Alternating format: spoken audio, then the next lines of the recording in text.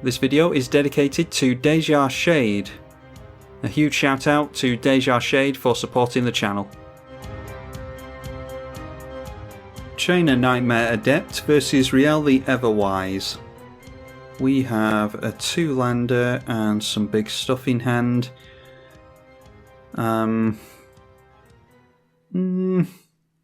We could go for a turn 4 Magus cracked maybe. It's not the best, but we'll keep it and also keep our fingers crossed. So we'll start things off with Command Tower. Alright, and Faithless Looting is really good, so let's get down a Faithless Looting. Let's make black and red, because I think I've got more black 1-drops in the deck than I do red ones. And getting to Rakdos Signet, we'll discard Squee for obvious reasons, and we'll get rid of the Dragon Mage. And hopefully we'll get into a land next turn. Goblin Lore from our opponent, draw 4, then discard 3 at random. They discarded Surly Badgersaw, Swan Song, and an island. We will say always yes and yield to Squee. And it's a Lightning Greaves, unfortunately, so yeah, it's just Rakdos Signet. Don't like missing lands, but can't do much better than looking at the top. What is it now? 4 cards of the library? And our opponent does manage to make their land into the Rielle. We miss a land again. So I think it's... yeah, we could go Faithless Looting and just try and set up Living Death.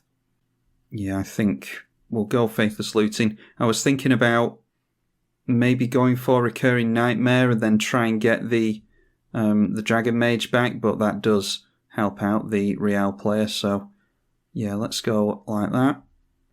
And we'll Faithless Loot again, and there is a land now. So let's go for Squee again, and we'll get rid of Magus of the Wheel. I think that's going to be... yeah, we'll go for Ravenous Chupacabra actually, and just hope that the Living Death lands. Play out the Smouldering Marsh, tapped, and pass the turn. Now everyone draws 3 and discards 3 at random. So we discarded the Recurring Nightmare, that feels pretty bad. Got rid of Lightning Greaves, then we drew into and discarded Bedevil. Got ourselves into a couple of lands though, so I don't mind that. They go for a Gamble and Magus of the Bazaar, with 7 cards in hand, discarding an island to the Gamble. They also discarded Teferi's Ageless Insight, Neheb, and a Fling, some powerful cards to get rid of there. And their commander's up to a 5-3 now. Put Squee back into hand. Let's drop a Mountain. And what creatures are they going to get back here? They've got the Badgersaw and the Neheb in the bin. Yeah, so it might be a good time to just go for the Living Death now. And hopefully this will slow our opponent down a little bit. So bring back the Neheb and the Badgersaw. We'll get rid of their Neheb. That's the one I'm more worried about between the two. And we'll pass like that. Hopefully we've slowed our opponent down nicely. Now the Dragon Mage, like I said, is going to help them in this deck because they do discard. So this is whenever you discard a creature card, put a +1 counter on it. Bedlam Reveler has come out now, so we might have helped them there as well. When it enters the battlefield, discard your hand and draw 3. So now what have they got in the bin?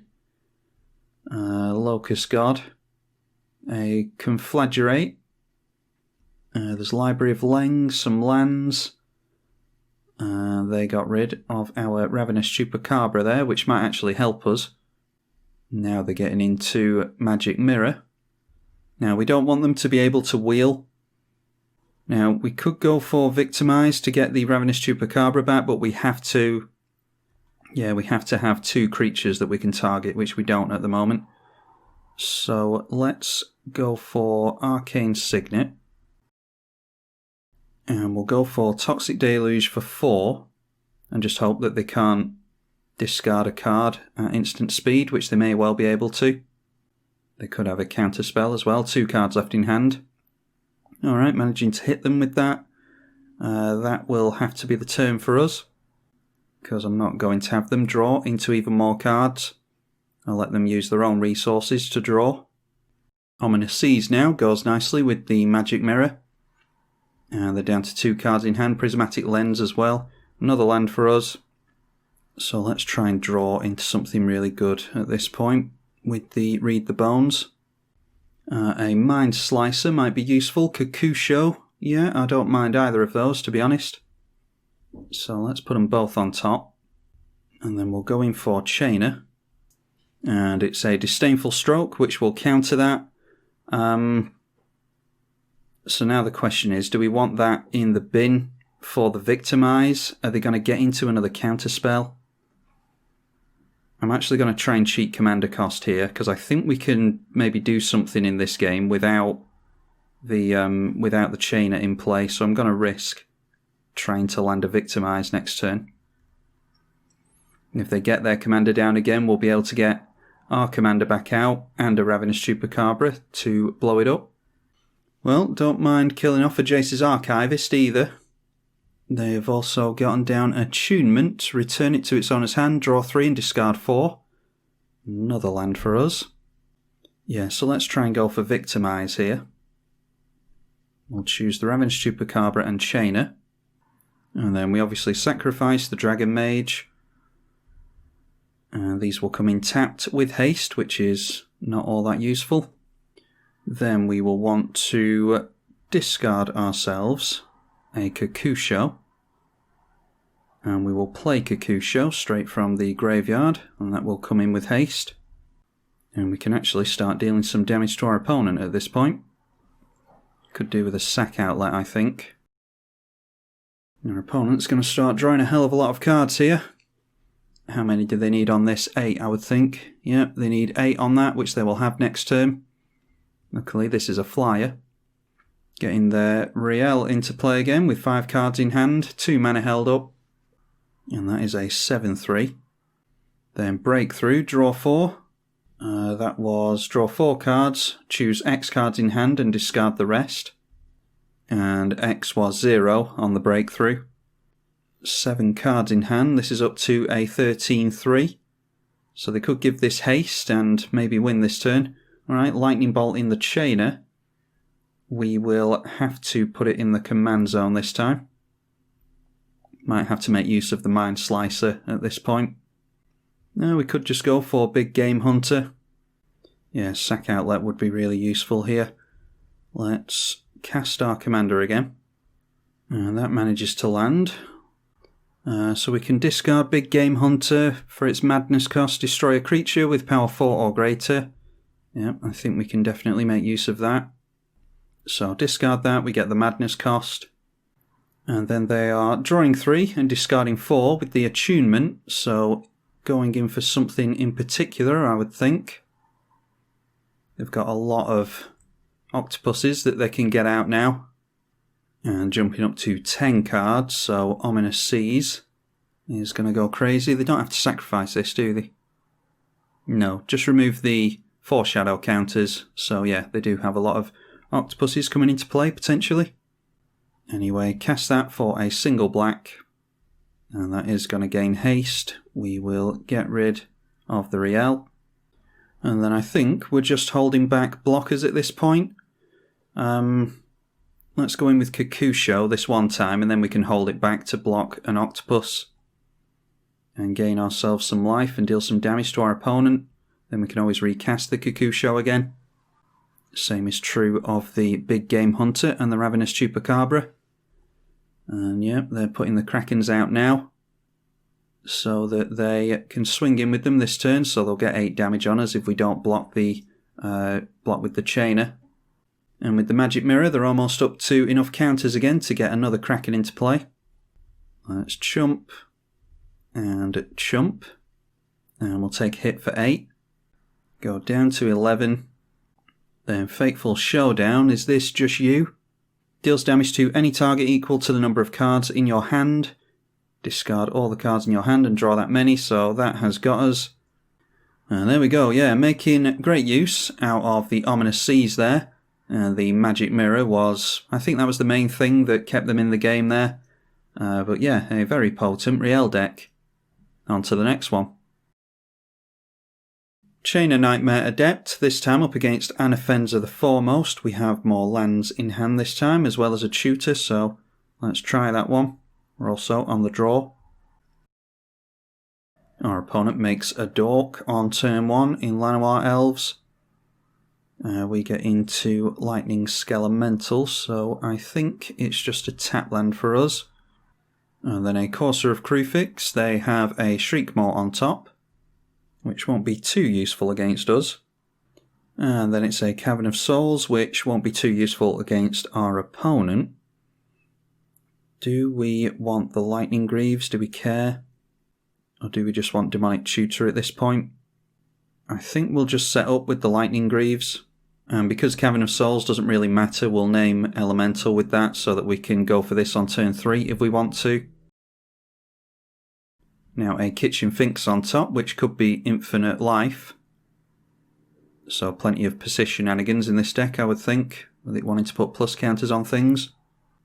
Now they've got all the stuff they need. Plenty of mana that they're going to ramp into here. They'll probably outramp us. Well, they already are doing. Going for 2 at us with the Courser of Kruphix. They shuffled the Kitchen Finks away with the Bloodstained Mire, by the way. Now it is Squee. I think it has to be Demonic Tutor in for some fast mana because our opponent's just outpacing us here. Or maybe we could go for Fire Covenant and deal with their entire board, although we've got Damnation in hand, haven't we? So let's just go for a Sol Ring here, so that we're not taking quite as much life. There you go, straight in for the Mana Crypt. Siege Rhino on top. There is a Swords to Plowshares, don't mind wrapping that up in a Vandal Blast. They have 2 cards left in hand.